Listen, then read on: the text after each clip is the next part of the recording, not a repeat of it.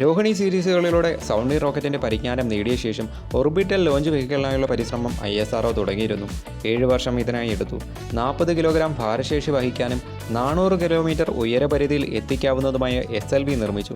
Satheesh Dhawan space centre Sriharikota നിലവിൽ വന്നു. Launch pad, ground station, tracking network radars, വിവിധ കമ്മ്യൂണിക്കേഷൻസ് എന്നിവ സെറ്റ് ചെയ്തു. 1979 SLV ആദ്യമായി ലോഞ്ച് ചെയ്തു. Rohini technology പേലോഡായിരുന്നു ഇതിലുണ്ടായിരുന്നത്.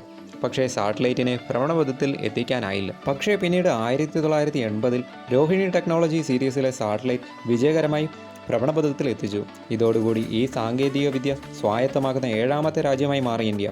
USSR, US, France, UK, China, Japan എന്നിവയാണ് ആദ്യ 6 രാജ്യങ്ങൾ. SLV-3 2 ലോഞ്ചിന് ശേഷം 1983 ഡീകമ്മീഷൻ ചെയ്തു. ഒരു മീഡിയം ലിഫ്റ്റ് ഓഫ് ലോഞ്ച് വെഹിക്കിളായി ISRO പ്രവർത്തനം തുടങ്ങിയിരുന്നു. ഇത് പിന്നീട് PSLV-യുടെ ഡെവലപ്മെൻറ്റിന് കാരണമാകുന്നു. ഭാരമേറിയതും വലിയ ഭ്രമണപഥത്തിൽ എത്തിക്കാവുന്നതിനും വേണ്ടി പിന്നീട് GSLV-യും നിർമ്മിക്കുകയുണ്ടായി.